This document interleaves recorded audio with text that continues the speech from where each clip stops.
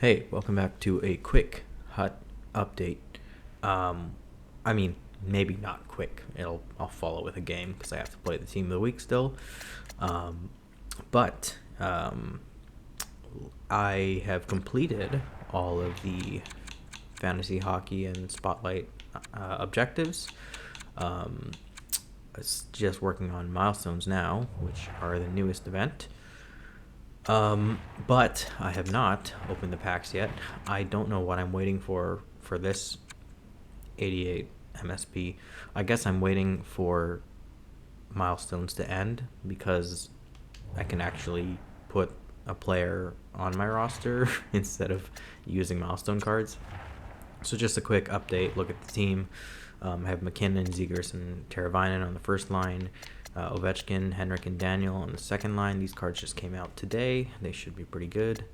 Besser, Horvat, Pedersen on the third line, and then Hillary Knight, Zibanejad, and Elmer Soderblom on the fourth line. All of these were made from the random 1 of 2 MSP choice packs for 2 collectibles. I basically just bought... I built 3 of those, and I opened the first one, picked, I believe I had the choice of Hillary Knight or Patrick Waugh, so I picked Hillary Knight, and then in the second one, I opened it and shut off my console, and the third one I opened it to shut off my console again, the second one I opened and shut off my console, so I knew who was in it, and then the third one, since I already knew I had Zibanejad and Raw in the second one, I had a choice of Zibanejad or OEL. So I took Zibanejad in the first one and OEL in the second one. And so now I have OEL here. OEL with Tyler Myers, Niedermeyer with Pietrangelo, Hughes, and Tanev. I still have Markstrom and net, 86. Very good card for squad battles. 90 wins, 3 losses, 89 save percentage. Pretty good. So, I'm just going to jump into a quick game against the team of the week, and then I'll probably play maybe another 3 games, maybe 4 games to try to get to Elite 1 for the week. The reset is tomorrow, and it's there in 18 hours. So just a quick, let's take a look at the team of the week. If you haven't seen it already, it's been out for basically a week. Shanahan, Yzerman, Kozlov, Brown, Larionov, Lapointe, Coker, Draper, Maltby, McCarty, Tim Taylor, and Mike Newble. Nick Lidstrom, Hewitt Krupp, Aaron Ward, Matthew Dandino, Mironov, and Rose. Vernon in net, who is very short, 5'9", yeah, 5'9", and Chris Osgood, 5'10". So this should be a pretty easy game. The only thing I'm worried about is disconnecting from the servers because it happens, and it happens more often than not. So we are just gonna jump right into it and hope for the best.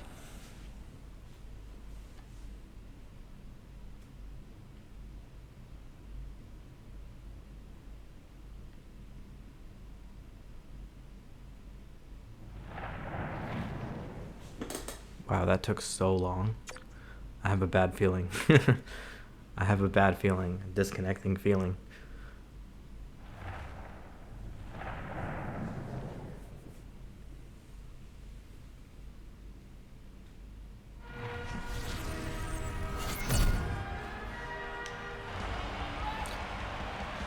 I'm not sure if I also started playing on Ice View last time, or is that something new? I'm not sure, I don't remember. I started playing on Ice because I kept missing passes on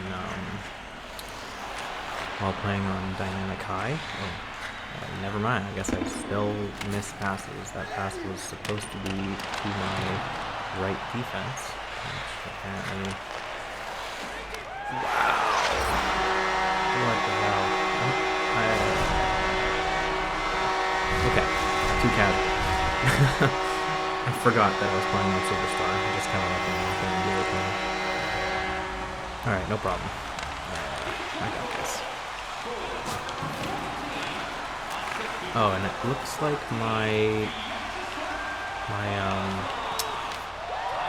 looks like my vibration isn't working on my controller, so that'll feel a little weird. I think they had that update that said they fixed the gap control of AI defenders, but I think now it's still not that noticeable. Like, you can't skate straight up the middle now, but if you skate off to the side, it's still a clear-cut path to the goalie. But I don't know, because these players are mostly like 82s, so I'm not exactly sure if it's the team or I don't want to rap. I feel like rapping is too easy. I might rap if I'm like really desperate for a goal. It's just small hours, so no big deal.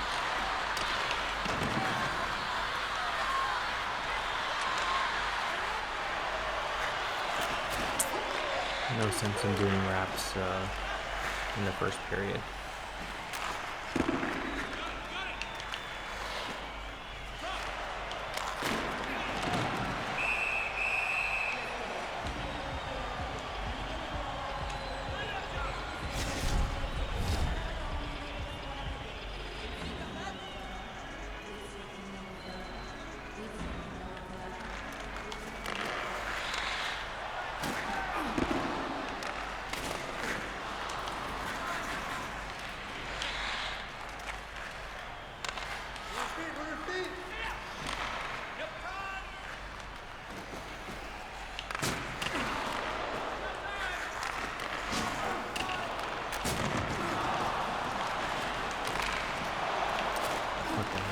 I don't know how the AI kept the puck through that whole thing.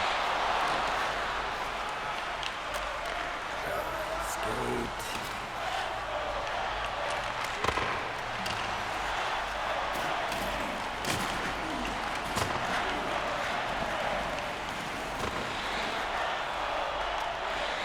Yeah, skate right into your guy. Yeah, that's basically how to play the game on easy mode.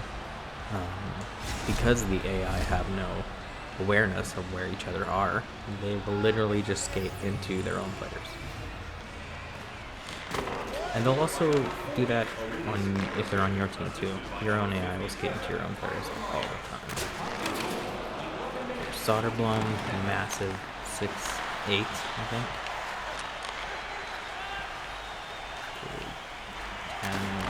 Hit, jab, back to Knight. Then puck, go for the hip check. Good job. Back to Tanev. Hughes. Switch with Tanev. Give to Tanev. So one timer. I think I'm probably one of the only people who still attempt D2D one-timers. It's so weird in HUT to not have PK Subban and Zdeno Chara in the game, or even Ryan Getzlaf. Like, this is probably the first year of HUT where those cards are just non-existent because the players have retired. That's how long the game has been. But doing almost took a triple penalty there. Doing one-timers, D2D one-timers was like my favorite thing with PK Subban in like NHL 15 or 14, maybe even 13. I think it was 14, NHL 14, where I pulled like a 92 Subban. And I would always just pass it back to him and have him slap it. Oh, also, that style icon Subban that came out, I think it was NHL 20, if I'm not mistaken. Oh, you know what? It was 21 because Obi was on the cover and Obi also had a style icon card. So it was NHL 21, and that PK Subban style icon was unbelievably good. Like, broken good. But, yeah, him and Chara is just not in hut this year.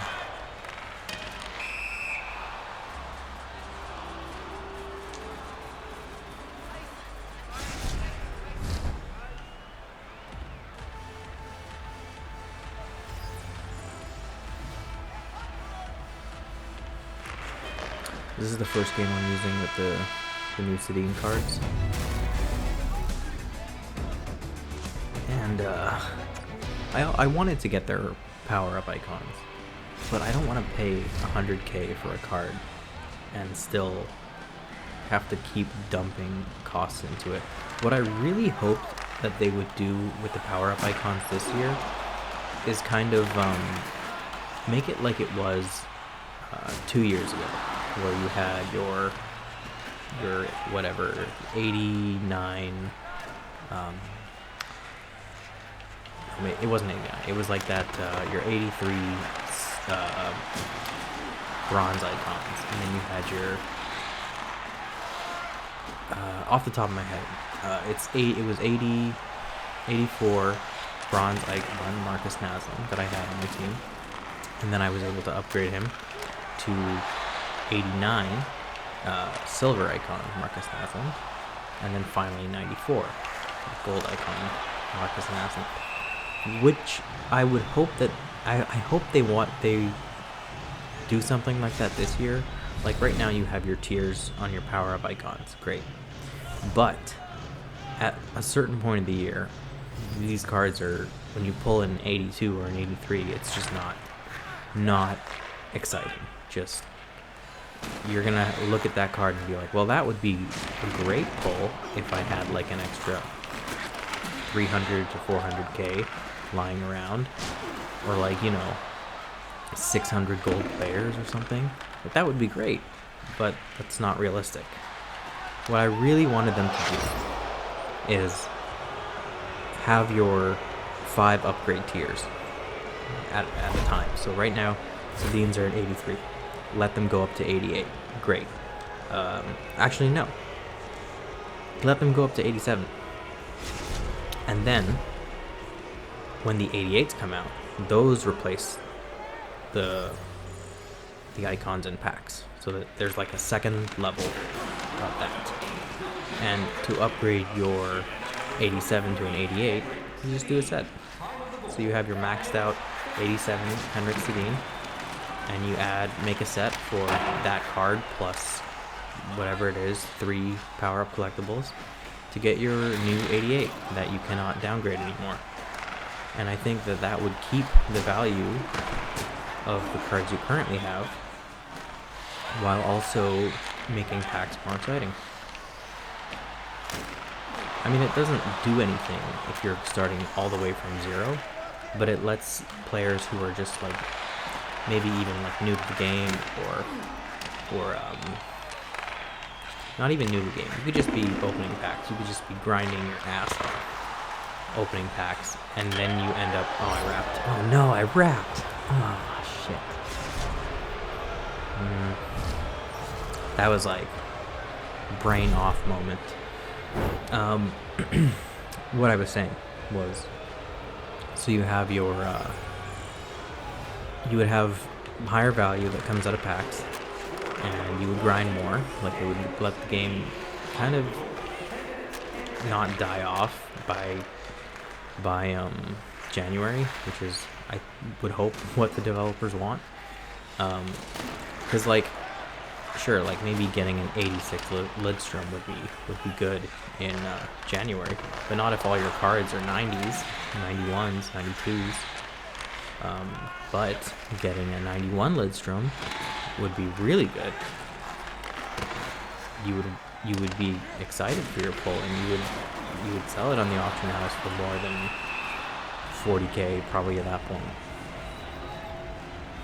But they did do that icon set this year, where you could keep trading up for higher numbers, like 386s, makes an 87, so I think that is their solution to that issue. So that way, if you do pull unusable 83s, you can just trade them in, get an 84, like untradeable, unusable, you know,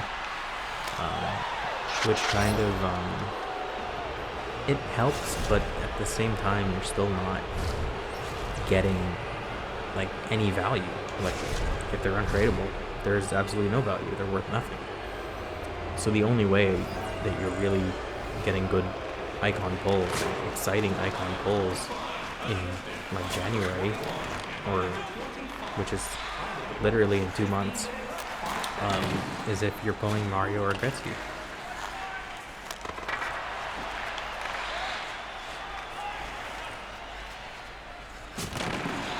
So yeah, if you know anything could change for this game, I would hope that it would be the tiers of the starting tiers, I guess, of nice tip. The starting tiers of power-up icons. I would hope that would change. I actually, sorry about that squeak. I just moving the chair. I would hope that. I mean, we can see a lot of changes coming to Hockey Ultimate Team, just from a user interface perspective, which it's hard. It's it's with the game being the same for so long. It's kind of a moot point. You feel like they're just gonna stick with what works, and they're not gonna try to make anything more innovative or. What you have this year is your new Rivals 3v3, and yeah, that's fun for anyone who's playing. Maybe sometimes a lot of people actually really dislike some of those modes, but they're in constant rotation, and I commend EA for doing something different to keep the game more and more exciting. But I feel like game modes are one thing, great. You have already 4 game modes that exist in Hockey Ultimate Team alone. You have Hut Rush, you have Squad Battles, you have Rivals, and you have Hut Champs. You also have Challenges, so that's really 5. But Challenges are limited in that you can only do a certain amount before you stop getting rewards. Which is also weird because there's an objective to complete 500 challenges. And I don't know if there would ever be 500 challenges, since a lot of them now are there's maybe like, oh come on, that has to go, yeah. A lot of them are maybe like, 20 challenges per category. So to get to 500 would be kind of a lot. I think right now I'm at 110. And I've done mostly all of them except the Superstar ones and the seasonals. But what I was hoping for Hut was more the ability to further customize your players, which I think people have been asking for a very long time. And I'm not sure what the limiting factor is here. I had been asking for specific player challenges, basically since they introduced the mode. So it would make the game more exciting, and like my idea was each player type, those little names at the top of your player card, playmaker, sniper, power forward. Each player type has certain challenges that you have to complete. Once they're completed, like let's say you have a sniper, his challenges get 25 goals in Squad Battles or Rivals. 25 goals, he would get +1 to his shooting all across the board. Kind of like the synergy, but you have to work at it. And the same thing with it's like each player would have 5 challenges. And each challenge would affect one of the stat categories. So you have games played, which would affect your skating. You have your goals, which would affect your shooting. You can do assists for passing, hands assists, or deeks for hands. And you can do specific types of checks, like body checks, poke checks, stick lifts, depending on the player type, for checking. And even defense, they could be a variation of the two. You can be, defense could also be like, you could say face-offs, or you can even put face-off in hands. There would just be a lot of variety in there based on the player type that you would choose. So my idea was that every card could go up basically a maximum of +1 in every stat category, which would make them +1 card. Or when all the challenges are complete, like let's say you've maxed out your stat categories and now the card is 1 overall higher, now you could choose to leave it that way, and there would be notable or not noticeable indicators that the card has been upgraded. Like maybe I could do a quick pause and kind of show what I'm thinking. So let's look at McKinnon's card. You see his stats there: skating, shooting, hands, checking, defense. If all the skating stats are complete, let's say that little box that says SKT 89 is now like in a flame emoji, or it's now red and it says 90, or green, or whatever, just some kind of noticeable thing that says that challenge is complete, right? And so let's say now the card turns into an 88. You have everything +1.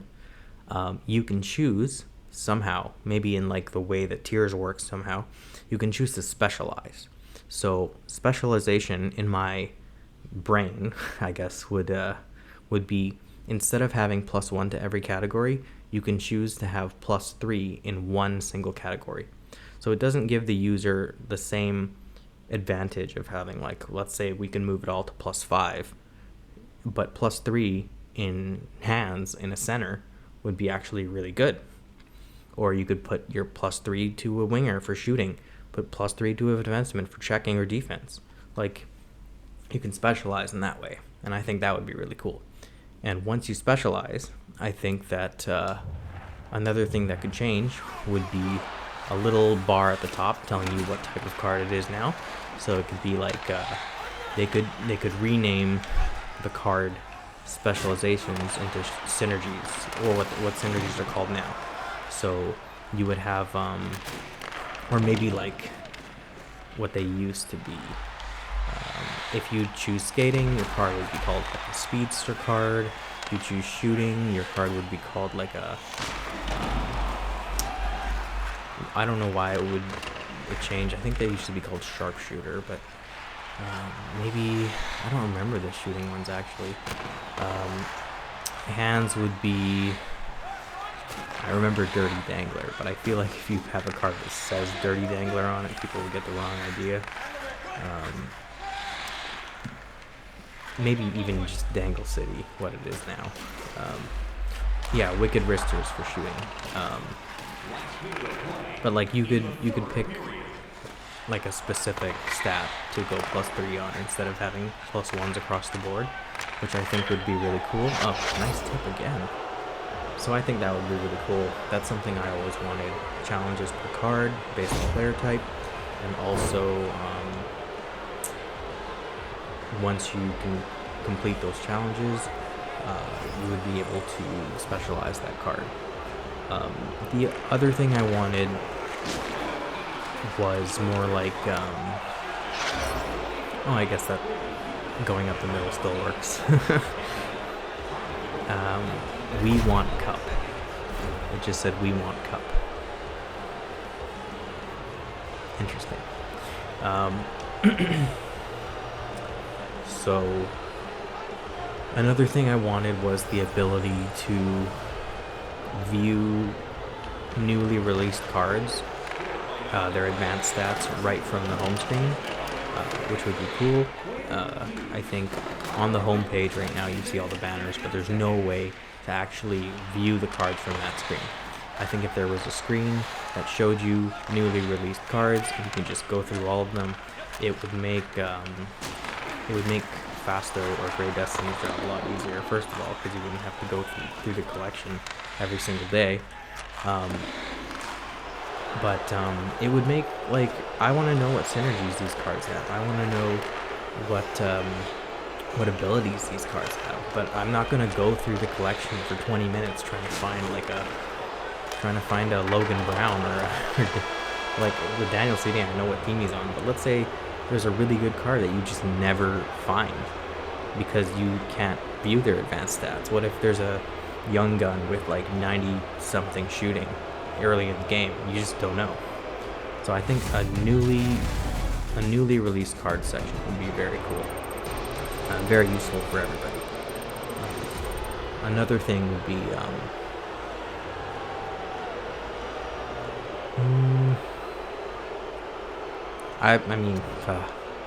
takeaway packs. Let you buy directly from the collection. That's something I've been saying for forever, but I think that kind of ruins EA's selling point here and trying to make packs look like fun candy opening or whatever to try to get their audience really involved in gambling from a young age. So I don't know about that. But I think I have some pretty good ideas. I hope that I don't know why they can't make this happen, but I feel like it's something I've been asking for since like NHL 14. I think it would really improve the game. This was a lot of me talking and barely paying attention to the game. But if you don't play squad battles on Superstar, just maybe give it a chance, because it's really not that hard. I know a lot of people are sticking to pro because they think, oh, maybe my team's not good enough for Superstar. But Superstar AI is very easy to bait, so you can get away with a lot. And I think actually All-Star AI is probably the hardest, and I don't know why, but I think they have higher stamina bars, or they have way quicker stamina refresh. So Superstar is the way to go. It gives you max points, and it's pretty easy to get a hang of once you learn the AI. You're not going to get shutouts every game, but if that's not an objective, then go for it. Play squad battles, get your rewards, tradable rewards, really good. As you can see from last week, I got that Horvat,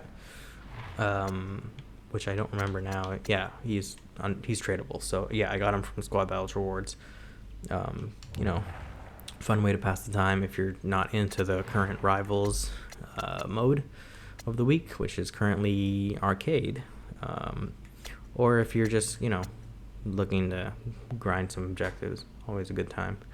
Okay, thanks for watching. If you did make it this far, I guess, during my little rant about what the game should be. But thanks again for watching. Thanks for listening, and have a good day.